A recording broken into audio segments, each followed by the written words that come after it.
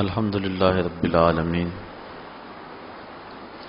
والعاقبۃ للمتقین والصلاۃ والسلام علی سید الانبیاء والمرسلین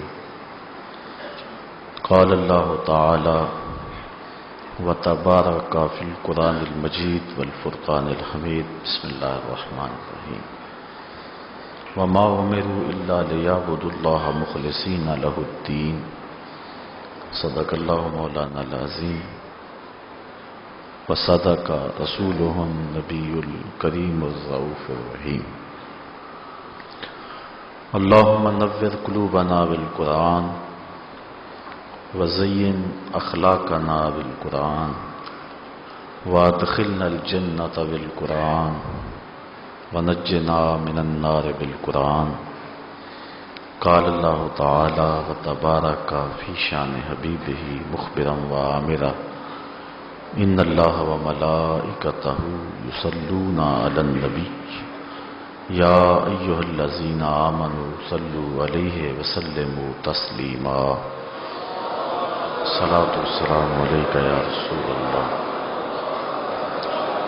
وعلی آلک واصحابک یا محبوب رب العالمین الصلاۃ والسلام علیک یا رسول اللہ وعلی آلک واصحابک یا حبیب اللہ ز مہجوری برآمد جان عالم تراہم یا نبی اللہ تراہم ناخر رحمت للعالمین ز محرومہ چرا فارغ نشینی بروں آور سرز برد یمانی کے روئے تست صبح زندگانی صد ہزاراں جبریل اندر بشر بہر حق سوئے غریباں یک نظر یا رسول اللہ انظر حالنا یا حبیب اللہ اسمع قالنا اننی فی بحر غم مغرق خذ یدی ساحل لنا اشکالنا یا صاحب الجمال و یا سید البشر من وجهك المنیر لقد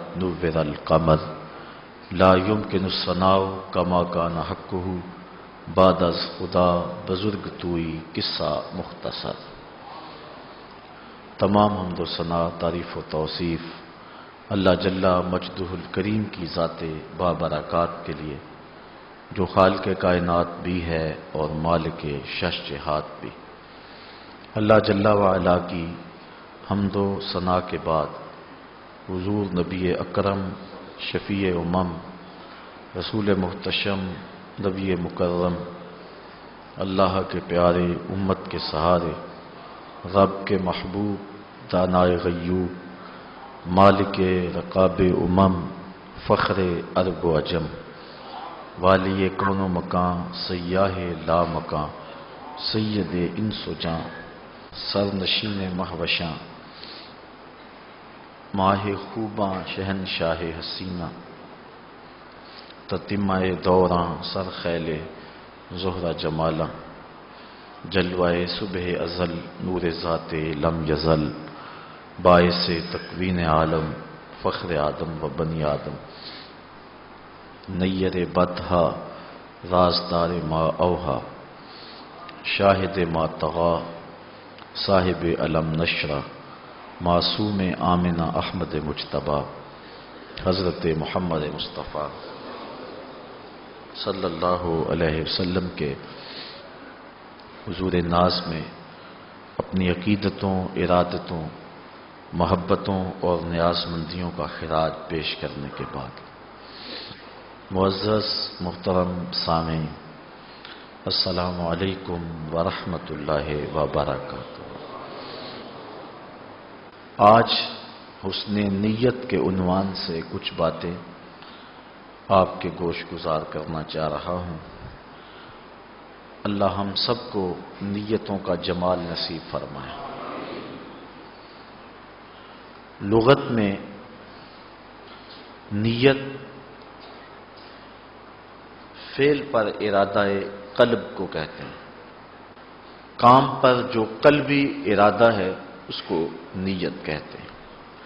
صاحب تاج العروس نے نیت کی لغوی تعریف یہ کی ہے، وہ سمت جس کی طرف سفر کیا جائے امام الاصفہانی نے المفردات کے اندر نیت کی تعریف یہ کی ہے، کسی عمل کی طرف دل کا توجہ پذیر ہونا۔ صاحب محیط نے اس انداز سے نیت کی تعریف کی کہ حصول منفعت اور دفع ضرر کے لیے دل کو کسی مناسب کام کے لیے آمادہ کرنا نیت کہلاتا ہے۔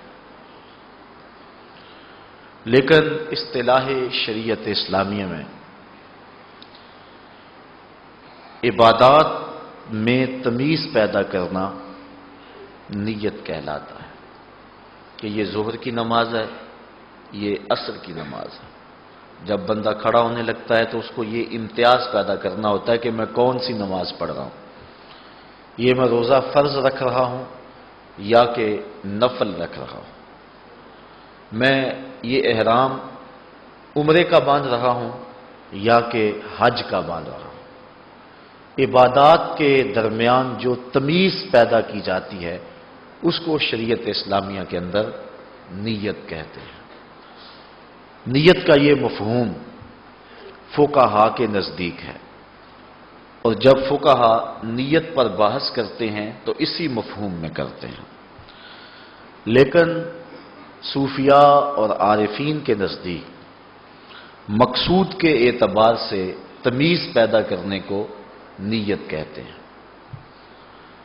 کہ یہ عمل میرا اللہ کی رضا کے لیے ہے، اس کی تمیز پیدا کرنا، اور کون سا عمل ہے کہ جس میں اللہ کی رضا نہیں ہے، یہ عمل اس کی رضا کے لیے ہے، یہ اس کی رضا کے لیے نہیں ہے، اس میں تمیز پیدا کرنے کو نیت کہا جاتا ہے۔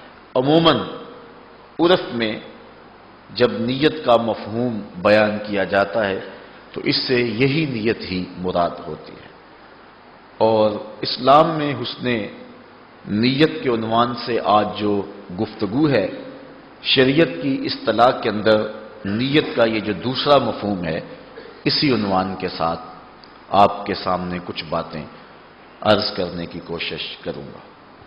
بعض لوگوں نے کہا کہ اخلاص نیت یہ ہے کہ قلب و ارادہ سے اس کی ضد نکل جائے، کہ اگر اللہ کی رضا کے لیے کام کر رہا ہے تو غیر کی رضا مقصود نہ ہو، اللہ کی رضا کا حصول یہ مقصد ہے، اور اس کی ضد اللہ کے علاوہ کسی اور کے رضا کو حاصل کرنا ہے، تو دوسرے مقصد سے دل کو خالی کر کے محض اللہ کی رضا کے لیے وہ عمل کرنا، یہ نیت کا حسن ہے اور یہ نیت کا جمال ہے۔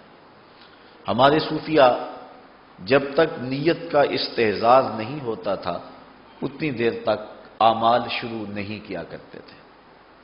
حضرت حسن بصری رضی اللہ تعالی عنہ کا انتقال ہوا، جو جلیل القدر تابعی ہیں، تو اس دور کے جلیل القدر تابعی حضرت محمد بن سیرین رضی اللہ تعالی عنہ نے حضرت حسن بصری کا جنازہ نہیں پڑھا۔ لوگوں نے پوچھا کہ آپ نے حضرت امام حسن بصری کا جنازہ کیوں نہیں پڑھا؟ تو حضرت محمد بن سیرین فرمانے لگے کہ میری نیت نہیں ہوئی تھی اس لیے میں نے نہیں پڑھا، نیت کے فقدان کی وجہ سے، فقد نیت کی وجہ سے میں جنازے میں شامل نہیں ہوا ہوں۔ حضرت یحییٰ بن کثیر فرماتے ہیں عمل میں حسن نیت عمل سے زیادہ باعث رسائی ہے، اللہ تعالیٰ کی طرف رسائی کا سبب عمل سے زیادہ عمل کا جو حسن نیت ہے وہ ہے۔ حضرت فضیل بن عیاض رضی اللہ تعالی عنہ فرماتے ہیں کہ نیت کے بغیر بات بھی نہ کرو، پہلے نیت کا استحضار کر لیا جائے اور پھر اس کے بعد بات کی جائے۔ نیت ٹھیک ہوگی اور عمل بھی ٹھیک ہوگا تو پھر اجر مرتب ہوگا۔ اگر دونوں میں سے کسی ایک کا فقدان ہے تو اجر مرتب نہیں ہوگا، یعنی عمل بہت اچھا ہے لیکن نیت ٹھیک نہیں ہے، اللہ کی راہ میں جان وار دی، بہت اچھا عمل ہے، اس سے بہتر عمل کیا ہو سکتا ہے، اپنی جان جیسی متاع عزیز قربان کر دی، لیکن نیت تھی شہرت اور ناموری کی، تو تو اجر مرتب نہیں ہوگا، اور دوسری صورت یہ ہے کہ نیت ٹھیک ہے لیکن عمل ٹھیک نہیں ہے تو پھر بھی اجر مرتب نہیں ہوگا۔ ایک شخص اس لیے ڈاکہ مارتا ہے کہ میں 10-20 بیوہ عورتوں کی کفالت کروں گا اور 5-7 یتیم بچیوں کی شادی کر دوں گا، یا اس لیے چوری کرتا ہے کہ میں اس سے مسجد بنواؤں گا، تو نیت اس کی ٹھیک ہے لیکن جو عمل ہے وہ ٹھیک نہیں ہے، لہذا اس پر بھی کوئی ثواب نہیں ہے۔ ثواب مرتب تب ہوگا جب نیت بھی ٹھیک ہو اور عمل بھی ٹھیک ہو۔ اور ایک ہوتا ہے کہ بعض اوقات ایک عمل میں 2 نیتیں ہوتی ہیں، ایک اچھی نیت، ایک بری نیت۔ اگر دونوں جمع ہو جائیں تو پھر کیا اس عمل کا بندے کو ثواب ملے گا؟ تو یہ بات ذہن میں رکھیں کہ اس پر بھی کوئی ثواب نہیں ہے۔ اور ہمارے پاس اس عنوان سے حضور علیہ السلام کا ایک فرمان موجود ہے، حضرت ابو امامہ الباہلی رضی اللہ تعالی عنہ کی مرویات سے ہے، فرماتے ہیں کہ ایک شخص نے حضور کی خدمت میں عرض کی، غالباً حضرت ابو امامہ الباہلی نے حضور کی خدمت میں عرض کی کہ ایک شخص راہ خدا میں لڑتا ہے، اپنی جان جیسی متاع عزیز وارنے کے لیے وہ راہ خدا میں جہاد کرتا ہے، اس کا مقصد یہ ہے کہ مجھے اجر ملے، اور ساتھ ساتھ یہ مقصد بھی ہے کہ میری شہرت بھی ہو۔ تو حضور سے سوال کیا کہ کیا اس کو اجر ملے گا، اس کا یہ عمل ٹھیک ہے، اس پر اس کو ثواب نصیب ہوگا؟ تو آقا کریم نے ارشاد فرمایا لا شیء لہ، اس کے لیے کچھ بھی نہیں ہے۔ تو انہوں نے پھر دوبارہ عرض کی کہ حضور اگر کوئی شخص اللہ کی راہ میں شہادت پانے کے جذبے سے، اجر کی نیت سے جہاد کے محاذ پہ جاتا ہے، لڑتا ہے، جد و جہد کرتا ہے، لیکن ساتھ یہ بھی بات ہے کہ میری شہرت بھی ہو جائے، تو کیا اس کو کوئی اجر ملے گا؟ آقا کریم نے فرمایا لا شیء لہ، اس کے لیے کچھ بھی نہیں ہے۔ اس نے پھر تیسری مرتبہ عرض کی کہ حضور اگر کوئی شہرت کے حصول کے لیے اور اجر کے پانے کے لیے لڑائی کرتا ہے، جہاد کرتا ہے، اپنی جان جیسی متاع عزیز وار دیتا ہے، تو کیا اس کو اجر ملے گا؟ تو آقا کریم نے پھر تیسری مرتبہ فرمایا لا شیء لہ، اس کو کچھ نہیں ملے گا۔ اور پھر حضور نے مزید وضاحت کرتے ہوئے ارشاد فرمایا ان اللہ لا يقبل من العمل الا ما كان له خالصا وابتغي وجهه، اللہ تعالیٰ وہی عمل قبول کرتا ہے جو محض اسی لیے ہو اور اس کی رضا جس عمل سے چاہی گئی ہو، جس میں اور شرکت ہو جائے اللہ اس عمل کو قبول نہیں کرتا۔ حضرت عبداللہ بن مبارک رضی اللہ تعالیٰ عنہ فرماتے ہیں کہ نیت کے حسن کی وجہ سے چھوٹا عمل بھی اللہ کے نزدیک بڑا ہوتا ہے، اور نیت کی خرابی کی وجہ سے بڑا عمل بھی اللہ کی نظر میں کوئی حیثیت نہیں رکھتا ہے۔ جس طرح کی حدیث میں آتا ہے کہ قیامت کے دن ایک قاری، ایک شہید اور ایک سخی پیش ہوں گے اور اپنے اپنے اعمال پیش کریں گے۔ سخی کو پوچھا جائے گا تجھے مال دیا، تو نے اس کا مصرف کیا کیا؟ تو وہ کہے گا مالک میں تیرے راستے میں لٹا دیا۔ اللہ تعالیٰ فرمائے گا تو نے اس لیے مال خرچ کیا تھا کہ میری نام بری ہو، وہ ہو گئی، اب میرے ہاں تیرا کوئی اجر نہیں ہے۔ اور فرشتوں کو کہا جائے گا اس کو پکڑو اور جہنم کی آگ میں ڈال دو۔ اسی طرح ایک عالم دین سے، ایک قاری سے پوچھا جائے گا کہ تو نے اپنی زندگی اور اپنی صلاحیتوں کو کیسے صرف کیا؟ تو وہ کہے گا مالک میں تو ساری زندگی تیرے دین کی نوکری کرتا رہا، میں تو قرآن پڑھتا اور پڑھاتا رہا۔ ارشاد ہوگا تو نے اس لیے کیا تھا کہ لوگوں کے چہرے تیری جانب پھریں اور لوگ تجھ سے محبت کریں، تو نے اس غرض کے لیے سب کچھ کیا تھا، سو ہو گیا جو تو نے چاہا تھا، اب میرے ہاں تیرا کوئی اجر نہیں ہے۔ پھر شہید سے اللہ تعالیٰ پوچھے گا کہ تو نے میرے لیے اس دنیا پہ جا کر کے کیا کیا؟ تو وہ عرض کرے گا مالک جان جیسی متاع عزیز تیرے راستے میں قربان کر دی۔ تو اللہ تعالیٰ ارشاد فرمائے گا کہ تو نے اس لیے جان قربان کی کہ میرے نام کی شہرت ہو، تو وہ دنیا پر تیرے نام کے ڈنکے بجے اور تیری شہادت کی شہرت ہو گئی، لیکن جس مقصد کے لیے تو نے یہ قربانی دی تھی وہ مقصد پورا ہو گیا، اب میرے ہاں یہاں تیرا کوئی اجر نہیں ہے، اور اس کو بھی پکڑ کے جہنم کی آگ میں پھینک دیا جائے گا۔ اب دیکھیے کتنے بڑے عمل ہیں یہ تینوں اعمال، کتنے کتنے بڑے ہیں، لیکن نیت کی خرابی کی وجہ سے اجر و ثواب ضائع ہو گیا۔ اور بعض عمل بہت چھوٹے ہوتے ہیں حجم اور مقدار میں، لیکن نیت کے حسن اور نیت کے جمال کی وجہ سے اللہ تعالیٰ جل شانہ کے نزدیک وہ بہت ہی زیادہ بڑے ہوتے ہیں۔ بعض اوقات صرف نیت ہوتی ہے، عمل بھی نہیں ہوتا ہے، محض نیت ہوتی ہے، اللہ تعالیٰ اس نیت پر ثواب مرتب کر دیتا ہے۔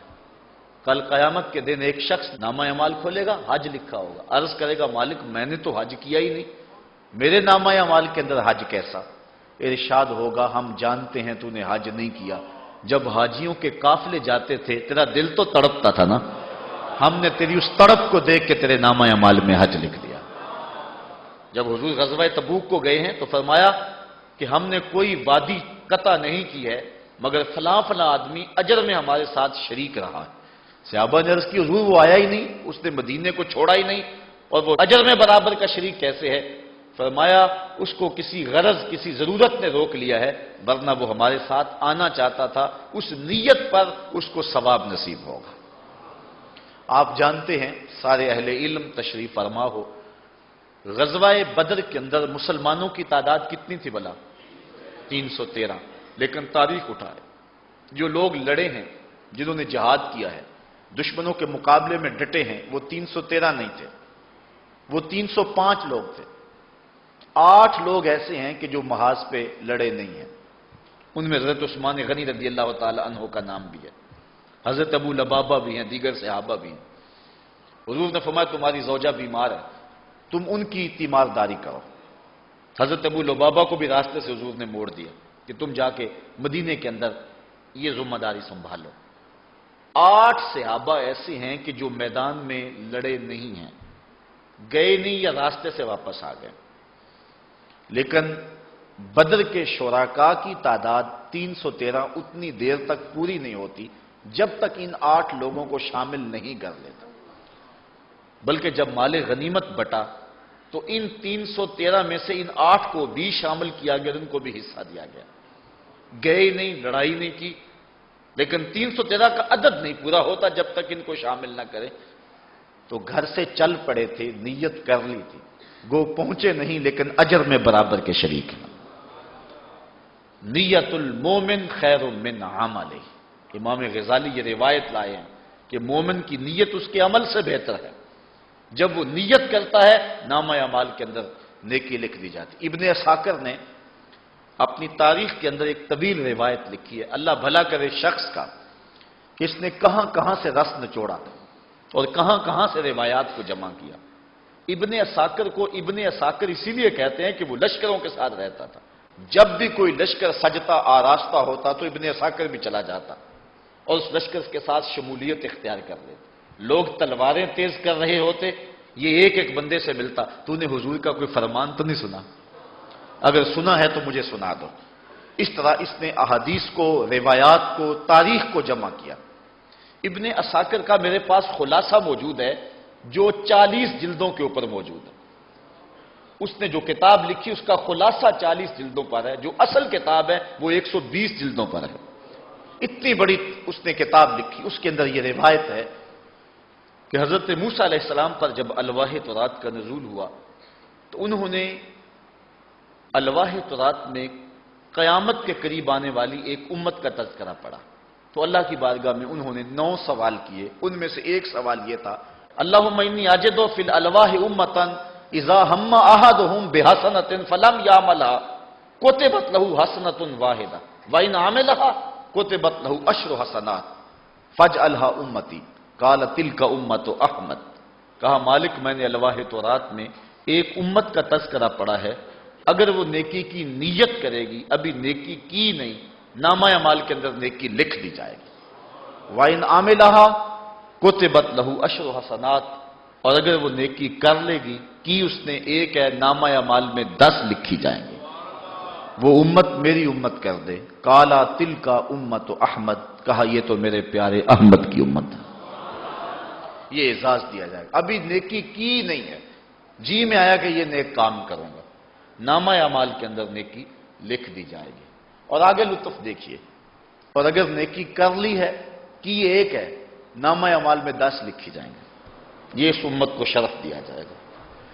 حضرت رابعہ بصریہ آپ کے ہاں کچھ مہمان آ گئے، خادمہ نے کہا کہ مہمان آ گئے ہیں اور باورچی خانے میں صرف ایک روٹی پڑی ہوئی ہے، تو مہمانوں کی ضیافت ایک روٹی سے نہیں ہو سکتی۔ فرمایا جاؤ اس روٹی کو بھی اللہ کی راہ میں باہر خیرات کراؤ۔ خادمہ نے جا کے وہ روٹی اللہ کی راہ میں خیرات کر دی۔ 2 لمحے نہیں گزرنے پائے تھے کہ دروازے پہ دستک ہوئی۔ پوچھا من علی الباب، دروازے پر کون؟ کہا فلاں آقا کا بھیجا ہوا غلام ہوں، میرے آقا نے آپ کے لیے کھانا بھیجا۔ خادمہ کھانا وصول کیا، حضرت رابعہ نے کپڑا اٹھایا، گنا تو 5 روٹیاں تھیں۔ کہا کھانا واپس کر دو، اس کے آقا نے کسی اور گھر بھیجا ہوگا، غلطی سے ہمارے گھر آ گیا۔ تھوڑی دیر گزری، پھر دروازے پہ دستک ہوئی۔ پوچھا کون؟ کہا فلاں آقا کا بھیجا ہوا غلام، میرے آقا نے آپ کے لیے کھانا بھیجا۔ خادمہ کھانا وصول کرتی ہے، حضرت رابعہ کپڑا اٹھایا، گنا تو 7 روٹیاں۔ کہا اس کے آقا نے بھی کسی اور گھر بھیجا ہوگا، غلطی سے ہمارے گھر آ گیا، اس کو بھی کھانا واپس کر دو۔ کھانا واپس کر دیا گیا۔ 2 لمحے نہیں گزرے تھے، پھر دروازے پہ دستک ہوئی۔ من دق الباب، دروازہ کس نے کھٹکھٹایا؟ کہا فلاں آقا کا بھیجا ہوا غلام ہوں، میرے آقا نے آپ کے لیے کھانا بھیجا۔ خادمہ کھانا وصول کرتی ہے، حضرت رابعہ کپڑا اٹھایا، گنا تو 10 روٹیاں۔ کہا یہ کھانا ہمارا ہے، مہمانوں کو بھیج دو۔ کہا پہلے 2 بھی تو آپ کا ہی نام لیتے تھے۔ کہا میرے رب کا وعدہ ہے جو 1 دے میں 10 دیتا ہوں، پہلے 5 تھی پھر 7 تھی، میں نے کہا مالک 10 پوری کرے گا تو تیری بندی وصول کرے۔ کہا مالک وہ امت میری امت کر دے، کالا تل کا امت احمد، کہا یہ تو میرے پیارے احمد کی امت ہے۔ تو یہ امت مصطفیہ ایسی امت ہے کہ جس کو محض نیت پر ہی ثواب مرتب ہوتا ہے، نیت پر بھی ثواب ملتا ہے، عمل کر لیا تو پھر 10 گنا نصیب ہوتا ہے۔ اچھا، اگر کسی شخص نے اچھی نیت کر لی، نامہ اعمال کے اندر اجر لکھ دیا گیا، تو حضرت عبداللہ ابن مبارک فرماتے ہیں کہ نیت کی وجہ سے چھوٹی چیز بھی اللہ کے ہاں بہت بڑی ہے، اور اگر نیت ٹھیک نہیں ہے تو بہت بڑی چیز بھی اللہ کی نظر میں کوئی حیثیت نہیں رکھتی۔ بندے نے شہادت دے دی، کتنی بڑی قربانی ہے، لیکن نیت ٹھیک نہیں تھی، لہذا جان بھی برباد چلی گئی اور ملا بھی کچھ نہ۔ اس لیے یہاں عمل کرنے سے قبل نیتوں کو حسن دینا ہے۔ اس لیے کسی بزرگ نے کہا کہ عمل ٹھیک کرنا اتنا مشکل نہیں ہے جتنا نیت کو ٹھیک کرنا دشوار تر ہے، کہ نیت کو پہلے حسن دیا جائے، نیت میں کجی نہ آئے۔ ہمارے صوفیاء اور ہمارے بزرگ تو اس بات کا بھی التزام کیا کرتے تھے، اگر ایک معاملے میں 2 نیتیں آ گئیں، ایک نیت حسن ہے اور دوسری آرزو ہے وہ مباح ہے، حرام نہیں ہے، ایک تو یہ ہے شہرت اور اجر، 2 نیتیں آ گئی کہ اللہ مجھے اجر دے دے، شہادت دے دوں تو اللہ مجھے شہرت بھی دے دے، تو ایک نیت ریاکاری کی آ گئی اور دوسری نیت آ گئی خلوص کی، لیکن خلوص کٹ گیا جب ریاکاری آ گئی۔ چونکہ آپ کسی برتن میں اچھا دودھ ڈال لیں اور چند قطرے اس کے اندر گندگی اور غلاظت کے ڈال دیں، سارا دودھ پلید ہو جائے گا۔ اس لیے اچھی نیت اور بری نیت اگر ایک عمل میں اکٹھی آ جائیں گی تو اچھی نہیں رہے گی، وہ بھی خراب ہو جائے گی، وہ بھی برباد ہو جائے گی۔ بعض لوگ کہتے ہیں جی ٹھیک ہے یہ میرا ارادہ تو ہے، یہ تو ضمن ذیل میں نے ارادہ کیا ہے، نہیں، اگر ایک اچھی نیت ہے ایک بری نیت ہے تو جب دونوں اکٹھی ایک عمل میں آ گئی تو وہ عمل برباد ہو گیا، کیونکہ اس بری نیت نے اس اچھی نیت کو بھی خراب کر دیا۔ جس طرح کہ حدیث جو ابھی میں نے آپ کے سامنے حضرت ابو امامہ الباہلی رضی اللہ تعالیٰ عنہ سے مروی روایت کی ہے کہ وہ فرماتے ہیں کہ حضور سے سوال کیا گیا کہ اگر ایک شخص جہاد کرتا ہے، 2 مقاصد ہے اس کے، ایک اللہ کی رضا حاصل کرنا، دوسرا مقصد چلو ساتھ شہرت بھی مل جائے، تو کیا اس کا اجر ملے گا؟ فرمایا اس کو کوئی اجر نہیں ملے گا، اس کو کوئی ثواب نہیں ملے گا۔ یہ تو ہے کہ ایک اچھی نیت ہے اور ایک بری نیت ہے، اور دوسری صورت یہ ہے کہ ایک نیت اچھی ہو اور دوسری نیت مباح ہو۔ ہمارے صوفیاء نے اس سے بھی گریز کا درس دیا کہ نماز اس لیے پڑھے کہ نماز اللہ کا حکم ہے، فرض ہے، وہ ادا ہو جائے، اور ساتھ ساتھ جو ہے وہ میری پریکٹس بھی ہو جائے گی، میری مشق بھی ہو جائے گی۔ روزہ اس لیے رکھے کہ روزہ بھی رکھ لوں گا اور ساتھ میں سمارٹ بھی ہو جاؤں گا۔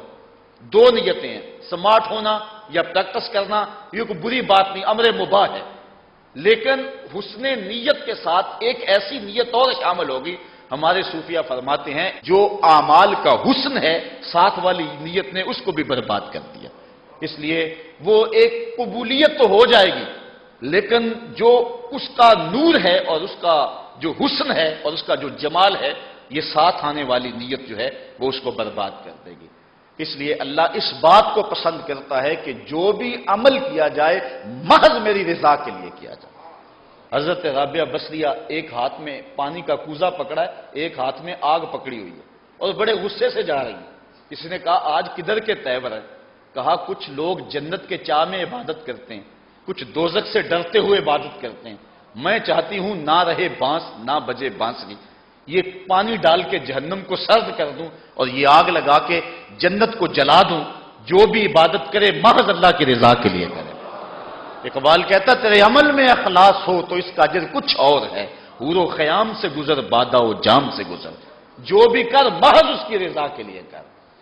لیکن حضرت مجدد الفسانی علیہ رحمہ نے حضرت رابعہ بصریہ کے اس قول کا رد کیا ہے۔ آپ فرماتے ہیں کہ انہوں نے حالت سکر میں یہ بات کہی ہے، اگر جنت کی طلب کرتا ہے ایک بندہ مومن یا جہنم سے ڈرتا ہے تو اس کا مطلب یہ نہیں ہے کہ وہ باغوں اور حوروں کا چاہنے والا ہے، بلکہ وہ جنت کا طالب اللہ کی رضا کے طالب کی صورت میں ہے، چونکہ جنت اللہ کی رضا کا مظہر ہے اور دوزخ اللہ کے قہر و غضب کا مظہر ہے، یعنی اللہ جس سے راضی ہوگا اس کو جنت میں بھیجے گا اور جس سے ناراض ہوگا اس کو جہنم میں ڈالے گا۔ اور اگر کوئی شخص یہ آرزو کرتا ہے، یہ تمنا کرتا ہے کہ مجھے جنت نصیب ہو تو وہ اللہ کی رضا چاہتا ہے، اور اگر وہ چاہتا ہے میں جہنم سے بچ جاؤں تو وہ اللہ کے قہر و غضب سے بچنا چاہتا ہے۔ تو فرمایا رابعہ بصریہ کا یہ قول حالت سکر میں کہا گیا قول ہے، تو جنت اللہ کی رضا کا مظہر ہے اور دوزخ اللہ کی ناراضگی کا مظہر ہے، اس لیے جنت کی طلب اور دوزخ سے پناہ مانگنا یہ بندہ مومن کا مقصود ہے، اور حضور فرمایا جب اللہ سے مانگو تو جنت الفردوس مانگو۔ اب حضور علیہ الصلوۃ والسلام نے ارشاد فرمایا طوبی للمخلصین اولئک مصابیح الہدی، مبارک ہو مخلص لوگوں کو چونکہ وہ ہدایت کے چراغ ہیں۔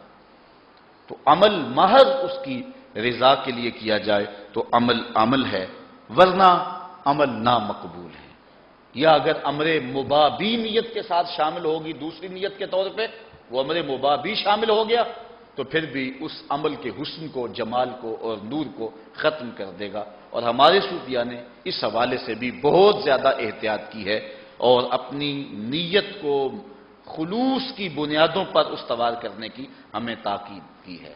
اقبال نے بھی تنقید کی ہے نا کہ امید حور نے سب کچھ سکھا رکھا ہے واعظ کو، امید حور نے سب کچھ سکھا رکھا ہے واعظ کو، یہ حضرت دیکھنے میں سیدھے سادے بھولے بالے ہیں، بظاہر بڑے بھولے بالے لگ رہے ہیں لیکن یہ سب کچھ جو ہے وہ حور کے چاؤ میں کر رہے ہیں، چھلانگے لگا رہے ہیں الٹی، تو اصل جو بھی عمل کرے محض اللہ کی رضا کے لیے کرے، اور یہی مومن کا مقصود ہے اور یہی مومن کی مراد ہے۔ اس حوالے کے ساتھ آج کی اس نشست میں جو اہم حدیث آپ کے سامنے پیش کرنا چاہ رہا ہوں وہ امام بخاری نے اپنی صحیح کے اندر پہلی حدیث کتاب الایمان کے اندر حضرت امام بخاری نے اس حدیث کو درج کیا ہے، اور بیشتر علماء کا یہ طریقہ ہے کہ جب بھی وہ کتاب شروع کرتے ہیں تو سب سے پہلے اس حدیث کو بیان کرتے ہیں تاکہ نیتوں کا حسن نصیب ہو۔ حضرت عبد الرحمن مہدی رحمت اللہ تعالی علیہ فرماتے ہیں کہ میرا جی تو یہ ہے کہ میں جو بھی کتاب لکھوں اپنی ہر کتاب کو اسی حدیث سے شروع کروں، تو صحیح بخاری اس حدیث سے اس کا آغاز ہوتا ہے۔ حضرت امیر المومنین سیدنا عمر بن خطاب رضی اللہ تعالی عنہ کی مرویات سے ہے، حضور علیہ السلام نے ارشاد فرمایا قال قال رسول اللہ صلی اللہ علیہ وسلم انما الاعمال بالنیات وانما لامرئ ما نوى فمن كانت هجرته الى الله ورسوله فهجرته الى الله ورسوله ومن كانت هجرته الى دنيا يصيبها او امرأة يتزوجها فهجرته الى ما هاجر اليه۔ بخاری میں، مسلم میں اور درجنوں کتب احادیث کے اندر یہ روایت موجود ہے، حضرت عمر رضی اللہ تعالی اس کو روایت کرتے ہیں اور مانن یہ حدیث متواتر کے مرتبے میں ہے۔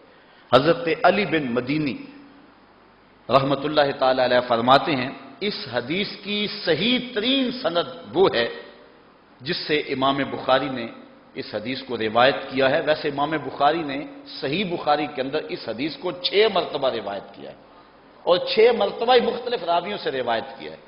فرماتے ہیں لیکن اس کی بہترین سند وہ ہے جو حضرت یحییٰ بن سعید رضی اللہ تعالی عنہ سے مروی ہے۔ پھر حضرت یحییٰ بن سعید رضی اللہ تعالی عنہ سے 700 لوگوں نے اس حدیث کی روایت کی ہے۔ اس کے بعد ایک راوی نہیں ہے، یحییٰ بن سعید کے بعد اس کے راوی پھیل جاتے ہیں، اور حضرت امام بدر الدین عینی علیہ الرحمہ نے 200 لکھے ہیں اور بعض لوگوں نے 700 اس کے راوی لکھے ہیں کہ حضرت یحییٰ بن سعید سے 700 لوگوں نے یہ حدیث لی ہے اور پھر مختلف طرق سے ہمارے تک پہنچی ہے۔ تو یہ مانن حدیث متواتر ہے۔ حضرت امام شافعی رحمۃ اللہ تعالی علیہ اس حدیث کے بارے اپنی رائے دیتے ہیں۔ آپ فرماتے ہیں علم کا تیسرا حصہ، کل علوم کا تیسرا حصہ اس حدیث کے اندر ہے۔ حضرت امام احمد بن حنبل رضی اللہ تعالیٰ عنہ فرماتے ہیں دین کا مدار جن 3 حدیثوں پر ہے ان میں سے ایک حدیث یہ ہے انما الاعمال بالنیات۔ حضرت امام بدر الدین عینی نے عمدۃ القاری شرح صحیح بخاری میں حضرت ابو بکر بن داسہ رضی اللہ تعالی عنہ سے اس روایت کو بیان کیا ہے۔ وہ کہتے ہیں کہ میں نے حضرت امام ابو داود سے سنا، اور وہ کہتے ہیں کہ میں نے اللہ کے رسول صلی اللہ علیہ وسلم کی 5 لاکھ حدیثیں جمع کی، اور 5 لاکھ احادیث سے میں نے انتخاب کیا، خلاصہ تیار کیا، تو میرے پاس رہ گئیں صرف 4000 حدیثیں۔ یہ امام بخاری نے جو صحیح بخاری لکھی ہے اس میں 7275 احادیث کل ہیں، اور امام بخاری علیہ رحمہ کو حضور علیہ السلام کی 6 لاکھ حدیثیں زبانی یاد تھیں۔ ان 6 لاکھ حدیث کا خلاصہ تیار کیا تو تقریباً 7,500 حدیثیں خلاصے کے طور پہ حضرت امام بخاری نے لکھی، اور بعض احادیث 2 مرتبہ بھی ہے بخاری شریف میں، جس طرح یہ حدیث بخاری شریف میں 6 مرتبہ ہے۔ اگر تکرار ختم کریں تو بخاری شریف کی احادیث کی تعداد بھی جو ہے وہ 4000 ہی بنتی ہے۔ تو حضرت امام ابو داؤد کہتے ہیں میں نے 5 لاکھ حضور کی احادیث جمع کی، جب اس کا خلاصہ تیار کیا تو میرے پاس رہ گئی کل 4000 حدیثیں۔ ان 4000 حدیثوں کا پھر میں نے خلاصہ بنایا تو میرے پاس رہ گئی صرف 800 حدیث۔ ان 800 حدیثوں کا پھر میں نے خلاصہ تیار کیا تو میرے پاس رہ گئی 4 حدیثیں، اور ان 4 حدیثوں میں ایک حدیث یہ ہے انما الاعمال بالنیات، اعمال کا دار و مدار نیتوں پر ہے، اور دوسری حدیث یہ ہے ان الحلال بین و ان الحرام بین، حلال بھی واضح ہے حرام بھی واضح ہے، اور اس کے درمیان کچھ شبہ والی چیزیں ہیں، جو شبہ میں پڑ گیا وہ حرام میں پڑ گیا۔ اور تیسری حدیث من حسن اسلام المرء ترکہ ما لا یعنی ہے، آدمی کے اسلام کا حسن یہ ہے کہ وہ ہر بے مقصد کام کو چھوڑ دے۔ اور چوتھی حدیث لا یکون المؤمن مومنا حتی یرضی لاخیہ ما یرضی لنفسہ، اتنی دیر تک کوئی بندہ مومن نہیں ہو سکتا جو اپنے لیے پسند کرتا ہے وہ اپنے مومن بھائی کے لیے پسند نہ کرے۔ کہتے ہیں یہ اساس اسلام ہیں، یہ حدیث اسلام کی بنیاد ہیں، یہ اسلام کی جڑ ہیں۔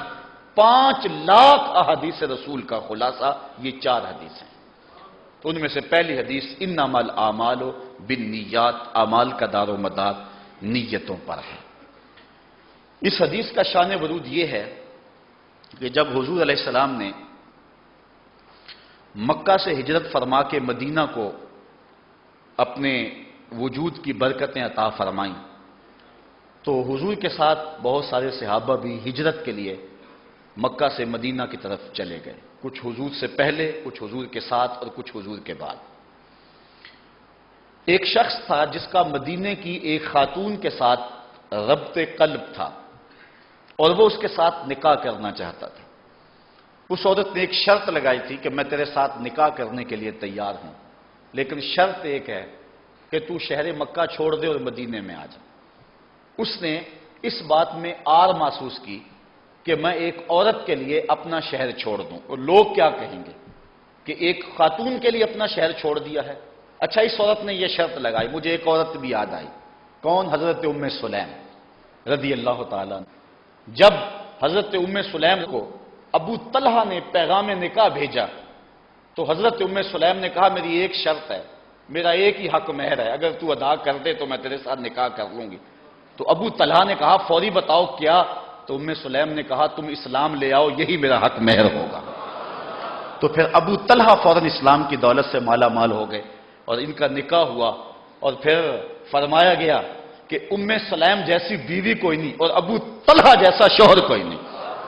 یہ مدینے کے اندر مشہور جوڑی تھی. اب ام سلیم جیسی خاتون نہیں تھی، فرمایا، اور جو ہے وہ ابو طلحہ جیسا شوہر نہیں ہے. تو ان کا مہر کیا بندہ؟ اسلام.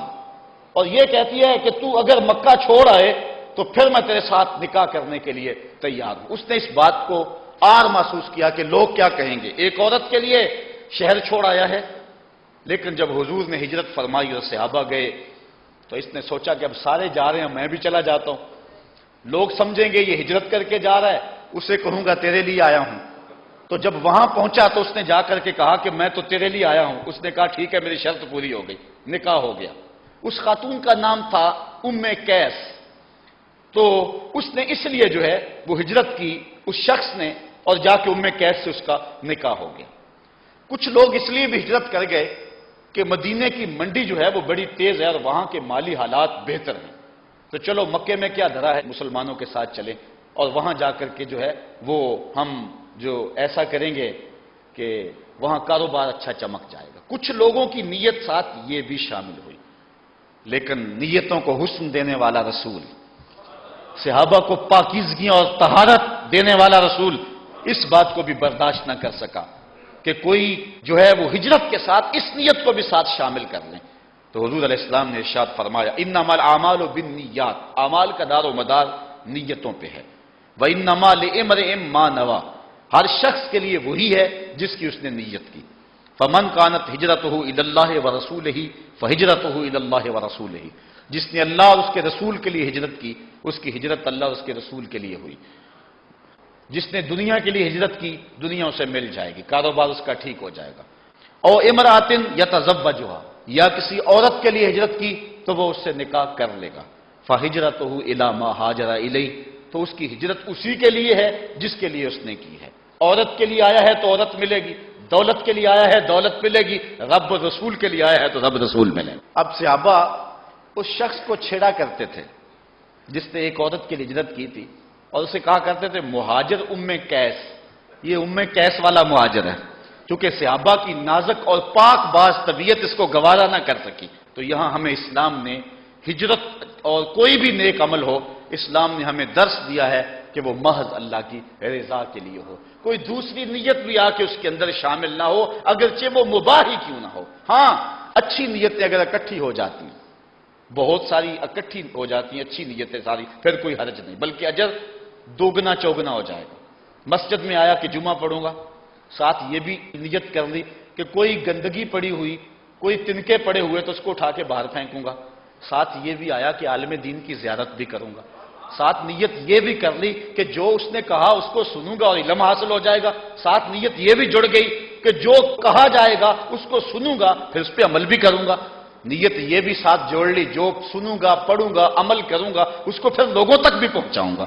تو ایک کام کے لیے اس نے کئی نیتیں جوڑ لی تو اب اس کا وہ عمل کئی گنا بڑھ گیا. میاں صاحب فرماتے ہیں کہ دودھ اندر جے کھانڈر لائیے تو مزہ ہو جاوے دونا، پھر تو کیفیت ہی کوئی اور ہو گئی نا. اگر کئی نیتیں ایک اچھی نیتیں شامل کر لی تو پھر اچھی نیتیں جمع ہوتی رہیں اور ایک گلدستہ بنتا چلا گیا نیتوں کا. لیکن اگر ایک اچھی ایک بری تو بری نیت اچھی کو بھی برباد کر دے گی. لیکن ایک اچھی نیت اور دوسری امر مباح کی نیت، جس طرح کے نماز اور ساتھ ورزش بھی ہو جائے گی، تو علماء فرماتے ہیں، صوفیاء فرماتے ہیں نہیں، یہ بھی عمل کے نور کو اجاڑنے والی بات ہے. تمہارا عمل ہو تو محض اللہ کی رضا کے لیے، محض اس کی رضا کے لیے ہو. تیرے عمل میں اخلاص ہو تو اس کا اجر کچھ اور ہے. یہ کہانی ہے، یہ لطف ہے. اب نیتوں کے اندر جو فساد بپا ہوتا ہے، جو کسی کے لیے کام کیا جاتا ہے، اللہ کے یہاں اس کا کوئی اجر نہیں ہے. اللہ تعالیٰ ارشاد فرماتا ہے لن ینال اللہ لحومھا ولا دماؤھا ولکن ینالہ التقوی منکم. جب تم قربانی کرتے ہو تمہارا گوشت اللہ کو نہیں پہنچتا، تمہارے گوشت کا خون اللہ کو نہیں پہنچتا، تمہاری قربانی کی ہڈیاں اس کو نہیں پہنچتی، اس کی کھال نہیں پہنچتی، کھال مدارس والے لے گئے، گوشت تم نے خود کھا لیا، ہڈیاں گندگی کے ڈھیر پہ پھینک دی، خون نالیوں میں بہہ گیا، پھر اللہ کو کیا پہنچا؟ نہ تمہارا گوشت پہنچا، نہ تمہارا پوست پہنچا، نہ تمہارا خون پہنچا، نہ تمہاری قربانی کی جلد پہنچی، تو اللہ کیا پہنچا؟ کہا وَلَٰكِن يَنَالُهُ التَّقْوَىٰ مِنكُمْ، جو تمہارے دل کا تقوی ہے اللہ کو وہ پہنچتا ہے، وہ یہ دیکھتا ہے کس نے کس حسن نیت کے ساتھ یہ کام کیا ہے، تو اس کو یہ چیز پہنچتی ہے، باقی تمہارے عمل کی ظاہری صورتیں اس کی نظر اس پہ نہیں ہے، اس کی نظر اس کے باطن پہ ہے۔ ان اللہ لا ينظر الى صورکم ولا الى اعمالکم ولکن ينظر الى نیاتکم، نہ تمہاری صورتیں دیکھتا ہے اور نہ تمہارے اعمال کے ظاہری رنگ ڈھب کو دیکھتا ہے، وہ دیکھتا ہے تو تمہاری نیتوں کو دیکھتا ہے۔ اگر نیت تم نے اچھی کر لی، عمل نہیں بھی کیا، تو نامہ اعمال کے اندر نیکی درج ہے۔ اللہ اکبر۔ ابن موفق کہتے ہیں کہ میں نے حج کے لیے پیسے جوڑے اور حج کی تیاریوں میں تھا، کیا ہوا کہ میری بیوی جو کہ حمل سے تھی، اس نے کہا میرا گوشت کھانے کو جی چاہ رہا ہے، رات کا پچھلا پہر تھا، میں نے کہا اللہ کی بندی آپ گوشت کہاں سے ملے گا؟ اس نے کہا مجھے نہیں پتا، ضد کر گئی۔ اب ابن موفق کہتا میں اس کے لیے گوشت کی تلاش میں نکلا، خیال تھا کہ باہر ہو کر کے آ جاؤں گا اور کہوں گا نہیں ملا اور ملنا بھی نہیں ہے، لیکن میں ایک گھر کے قریب سے گزرا تو اندر سے گوشت کے پکنے کی خوشبو آ رہی تھی، میں نے دروازے کو دستک دے دی، ایک خاتون آئی، پردے میں، کہا کیا ماجرا ہے اس وقت؟ میں نے کہا کہ میری بیوی بیمار ہے اور اس کی طبیعت اس وقت چاہ رہی ہے کہ میں چند جو ہے وہ ٹکڑے گوشت کے کھا لوں، تمہارے گھر سے گوشت پکنے کی جو ہے وہ خوشبو آ رہی ہے، میں چاہتا ہوں کہ جتنے مرضی پیسے لے لیں مجھ کو تھوڑا سا گوشت دے دیں۔ اس عورت نے تھوڑی دیر توقف کیا اور پھر اس کے بعد کہا یہ گوشت تمہارے کھانے والا نہیں۔ کہتے ہیں میں نے حیران ہو کے کہا کہ وہ کون سا گوشت ہے جو تم کھا سکتے اور ہم نہیں کھا سکتے؟ اس نے کہا کہ بس بابا ہماری جان چھوڑ، بس ہمیں اپنے کام میں لگے۔ میں نے تھوڑا سا ضد کی کیفیت پیدا کر لی۔ اس نے کہا پھر سنو کہ یہ تمہارے کھانے والا کیوں نہیں اور جو ہے وہ میرے کھانے والا کیوں ہے؟ 3 دن ہو گئے تھے ہمارے بچے بھوکے تھے اور کھانے کے لیے کچھ نہیں تھا، جب فاقوں سے مرنے لگے تو رات کے اندھیرے میں ہم نے ایک کتے کو پکڑ کے اس کے ٹکڑے کیے، اور یہ اس کے پکنے کی کیفیت ہے جو تم محسوس کر رہے ہو۔ ابن موفق کہتے ہیں کہ میرے دل پہ جو ہے وہ بوجھ آ گیا کہ میری بستی میں ایسے لوگ بھی رہتے ہیں جن کو کھانے کے لیے کچھ نہیں ملتا۔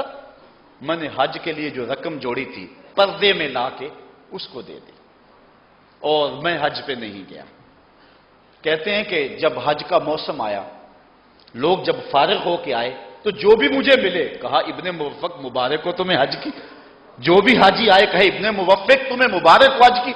ابن موفق کہتے ہیں میں کہتا میں نے تو حج کیا ہی نہیں، وہ کہتے ہم نے تجھے منہ میں دیکھا تھا، کوئی کہے ہم نے تجھے عرفات میں دیکھا تھا، کوئی کہے ہم نے تجھے کنکر مارتے ہوئے دیکھا تھا، کسی نے کہا کہ ہم نے تجھے صفا مروہ کی سعی کرتے دیکھا تھا۔ ابن موفق کہتا میں تو حج پہ گیا ہی نہیں۔ خیر پھر ایک بندہ ڈھونڈتا ڈھونڈتا ابن موفق کے پاس آیا اور کہنے لگا کہ میں جو ہے وہ دعا کر رہا تھا اور میں نے کہا لبیک اللہم لبیک، آواز آئی لا لبیک، تیری کوئی حاضری قبول نہیں، بلکہ جتنے لوگ آئے ہیں کسی کی حاضری قبول نہیں۔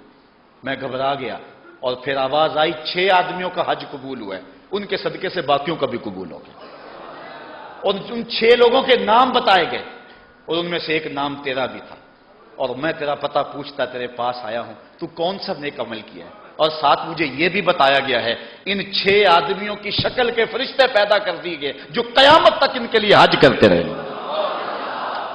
تو ابن موفق کہتا ہے کہ میں نے بتایا کہ میں نے یہ نیک عمل کیا ہے، تو اب حج کیا نہیں ہے، نامہ اعمال کے اندر حج لکھا گیا ہے، بلکہ قیامت تک حج لکھا جاتا رہے گا۔ تو نیت کو اگر حسن ہو، اچھائی، اللہ اکبر، اور اگر حاجی بننے کی خواہش ہو اور آرزو ہو کہ لوگ مجھے حاجی کہہ کے پکاریں تو جا کر بھی خالی آ جائے گا، اور اگر نیت میں جمال اور نیت میں حسن پیدا ہو گیا تو جو ہے وہ نور علی نور ہو جائے گا۔ حضرت شداد بن اوس رضی اللہ تعالی عنہ سے ہم نیتوں کے خلوص کے حوالے سے ایک روایت دیکھتے ہیں۔ حضرت شداد بن اوس ایک دن رونے لگے. کسی نے پوچھا ما یبکی کا، اے شداد بن اوس، اے صحابی رسول، تجھے کیا ہوا، آج کیوں رو رہے ہو؟ تو حضرت شداد بن اوس فرمانے لگے کہ میں نے حضور کا ایک فرمان سنا ہے، آج مجھے یاد آ گیا، اس نے مجھے رلا دیا. کہا وہ حضور کا فرمان کیا تھا جس نے تمہیں تڑپا دیا؟ تو کہتے ہیں سمیت رسول اللہ صلی اللہ علیہ وسلم، کہ میں نے حضور سے سنا کہ حضور فرمایا کرتے تھے انی اتخوف علی امتی من بعد الشرک وشہوۃ الخفیہ، میں اپنے بعد اپنی امت سے سب سے زیادہ اس بات سے ڈرتا ہوں کہ وہ شرک اور شہوت خفیہ کے اندر مبتلا ہو جائے گی. حضرت شداد بن اوس کہتے ہیں کہ میں نے حضور سے کہا کہ حضور آپ کی امت آپ کے بعد شرک کرے گی؟ حضور نے فرمایا قالا یا شداد، اے شداد، انہم لا یعبدون شمسا ولا قمرا ولا حجرا ولا وسنا ولکن یراعون باعمالہم، وہ چاند کو نہیں پوجیں گے، سورج کو نہیں پوجیں گے، وہ کسی پتھر کو نہیں پوجیں گے، کسی لکڑی کے بت کی پرستش نہیں کریں گے، بلکہ وہ اپنے اعمال دکھلاوے کے لیے کریں گے. اس کو شرک قرار دیا گیا. علماء نے کہا کہ یہ شرک اصغر ہے. حضرت معاذ بن جبل رضی اللہ تعالیٰ عنہ حضور کی قبر انور کے پاس بیٹھ کر کے رو رہے ہیں. اللہ اکبر. آپ جانتے ہیں کہ حضرت معاذ بن جبل رضی اللہ تعالیٰ عنہ کو حضور نے کہا تھا جب یمن کی طرف روانہ کیا، اے معاذ اب جا رہے ہو، جب واپس پلٹو گے تو مجھے نہیں پاؤ گے، میری قبر کے قریب سے گزرو گے. تو انہوں نے زاروں کے تار رونا شروع کر دی. اب جب واپس آئے نا تو حضور کی قبر کے پاس بیٹھ کے رو رہے ہیں. حضرت عمر رضی اللہ تعالیٰ عنہ نے پوچھا اے معاذ بن جبل کیوں رو رہے ہو؟ کہا مجھے حضور کا ایک فرمان یاد آ رہا ہے جو مجھے رلا رہا ہے. حضور نے فرمایا جس کے سینے کے اندر جو ہے وہ تھوڑا سا ریا بھی ہوا، اللہ اس کی بخشش نہیں فرمائے گا. تو کہا یہ حدیث مجھے یاد آ رہی ہے اور تڑپا رہی ہے اور اس وجہ سے میں رو رہا ہوں. تو اسلام نے ہمیں اعمال کے حسن اور نیتوں کے استحضار اور نیتوں کے خلوص کا درس دیا ہے. حضرت ابو ہریرہ رضی اللہ تعالی عنہ سے مروی ایک روایت سنیے. آقا کریم نے ارشاد فرمایا تعوذوا باللہ من جب الحزن، جب الحزن سے اللہ کی پناہ طلب کرو. قالوا یا رسول اللہ وما جب الحزن، حضور جب الحزن کیا ہے؟ تو آقا کریم نے فرمایا یہ جہنم میں ایک وادی ہے، واد فی جہنم تتعوذ منہ جہنم کل یوم 400 مرہ، یہ وادی ایسی ہے جس سے ایک دن میں 400 مرتبہ جہنم بھی پناہ مانگتا ہے. اس وادی سے فرمایا تم بھی پناہ مانگو. قیل یا رسول اللہ من یدخلہ، عرض کی یا رسول اللہ من یدخلہ، اس وادی میں کون داخل ہوگا، کون جائے گا جس سے جہنم بھی پناہ مانگتی ہے؟ قال اعد للقراء المرائین باعمالہم، اس وادی میں وہ قراء، وہ قاری، وہ عالم جائیں گے جو دکھلاوے کے لیے عمل کرتے ہیں، جن کی واضح و تلقین، جن کی نصیحتیں، جن کی تقریر، جن کی تلاوت ریاکاری کے لیے. اللہ اکبر. وَإِنَّ مِنْ أَبْغَضِ الْقُرَّاءِ إِلَى اللَّهِ عَزَّ وَجَلَّ الَّذِينَ يَرَوْنَ الْأُمَرَاءَ وَفِي بَعْضِ النُّسْخ الْأَمَرَاءَ الْجَوْرَةَ، اور ان میں سے آگے بدترین قراء وہ ہیں کہ جو بادشاہوں کو دکھلاوے کے لیے اعمال کرتے ہیں. اور ایک روایت میں ہے کہ جو ظالم حکمرانوں کے دکھلاوے کے لیے اعمال کرتے ہیں. اب یہ وہ چیزیں ہیں جو ہمیں اس بات کا درس دیتی ہیں کہ ہم اپنے اعمال کو حسن دیں، اپنے اعمال کو آراستہ کریں نیت کے حسن اور نیت کے جمال کے ساتھ. حضرت قاسم بن مخیمرہ رضی اللہ تعالیٰ عنہ فرماتے ہیں لا يقبل اللہ عملا فیہ مثقال حبۃ من خردل من ریا، اللہ تعالیٰ اس عمل کو قبول نہیں کرتا جس میں رائی کے دانے کے برابر بھی ریاکاری آ گئی. اللہ جو ہے وہ جمیل ہے اور جمال کو ہی پسند کرتا ہے، اور اللہ تعالیٰ خالص کو ہی پسند کرتا ہے، نہ خالص کو اللہ پسند نہیں کرتا. تو اللہ نے ہمیں نیتوں کے حسن کا درس دیا ہے کہ اپنی نیتوں کو جمال دے دو، اپنی نیتوں کو حسن دے دو. اللہ ہمیں اعمال سے پہلے نیتوں کو ٹھیک کرنے کی توفیق دے.